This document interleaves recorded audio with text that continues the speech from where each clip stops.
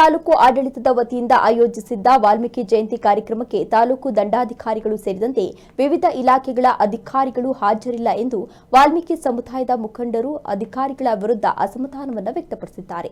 ವಾಲ್ಮೀಕಿ ಜಯಂತಿ ಅಂಗವಾಗಿ ಪಟ್ಟಣದ ಪ್ರವಾಸಿ ಮಂದಿರದಿಂದ ಕಾರ್ಯಕ್ರಮ ನಡೆಯುವ ಕೆಪಿಎಸ್ ಶಾಲೆಯ ಆವರಣದವರೆಗೆ ಜಾಥಾ ಮೂಲಕ ಮೆರವಣಿಗೆಯನ್ನು ನಡೆಸಿ ನಂತರ ಶಾಸಕರ ಅಧ್ಯಕ್ಷತೆಯಲ್ಲಿ ಕಾರ್ಯಕ್ರಮ ನಡೆಯಬೇಕಿತ್ತು. ಆದರೆ ಶಾಸಕರಾದ ಎಚ್.ಡಿ. ಮಂಜು ಅವರು ತಡವಾಗಿ ವೇದಿಕೆ ಹತ್ತಿರ ಬರುತ್ತೇನೆ ಎಂದು ಫೋನ್ ಮೂಲಕ ತಿಳಿಸಿದ್ದಾರೆ. ಜೊತೆಗೆ ಸರ್ಕಾರಿ ರಜೆಯ ಕಾರಣದಿಂದ ತಾಲೂಕಿನ ಅಧಿಕಾರಿಗಳು ಕೂಡ ಹಾಜರಿಲ್ಲದಿರುವುದು ಕಂಡುಬಂದಿದೆ. ಬೆಳಗ್ಗೆ 10ಕ್ಕೆ ಎಂದು ಆಹ್ವಾನ ಪತ್ರಿಕೆಯಲ್ಲಿ ಮುದ್ರಣವಿದ್ರೂ ಕೂಡ 12 ಗಂಟೆಯಾದರೂ ಯಾವ ತಾಲೂಕು ಅಧಿಕಾರಿಗಳು ಯಾರೂ ಬಂದಿಲ್ಲದಿರುವುದು ವಾಲ್ಮೀಕಿ ಸಮಾಜಕ್ಕೆ ಮಾಡಿದ್ದ ಅವಮಾನ ಎಂದು ತಾಲೂಕು ಪಂಚಾಯಿತಿ ಮಾಜಿ ಅಧ್ಯಕ್ಷ ಜಯರಂಗ ಅವರು ಬೇಸರವನ್ನು ವ್ಯಕ್ತಪಡಿಸಿದ್ದಾರೆ. ಇವತ್ತು ಮಾನ್ಯ ಶಾಸಕರು ಕಾರಣಾಂತರದಿಂದ ಬರೋಕ್ಕಾಗಲಿಲ್ಲ, ಲೇಟಾಗಿ ಬರ್ತೀನಿ ಅಂತ ಹೇಳೋರೆ.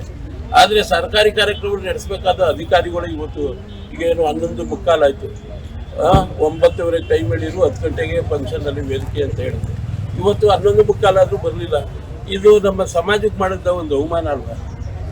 ಇವತ್ತು ಸರ್ಕಾರಿ ಕಾರ್ಯಕ್ರಮ ಇಡೀ ತಾಲೂಕಾದ್ಯಂತ ಎಲ್ಲ ಕುರು ಬಾಂಧವರು ಇಲ್ಲಿ ಸೇರ್ಕೊಂಡವ್ರೆ. ಇಲ್ಲೇನು ಹೇಳೋರು ಕೇಳೋರು ಯಾರು ಇಲ್ವಾ? ನಮ್ಮ ಸಮಾಜಕ್ಕೆ ಗೌರವ ಇಲ್ವಾ? ನಮ್ಮ ಸಮಾಜದಲ್ಲಿ ಹೇಳೋರು ಕೇಳೋರು ಯಾರು ಇಲ್ವಾ?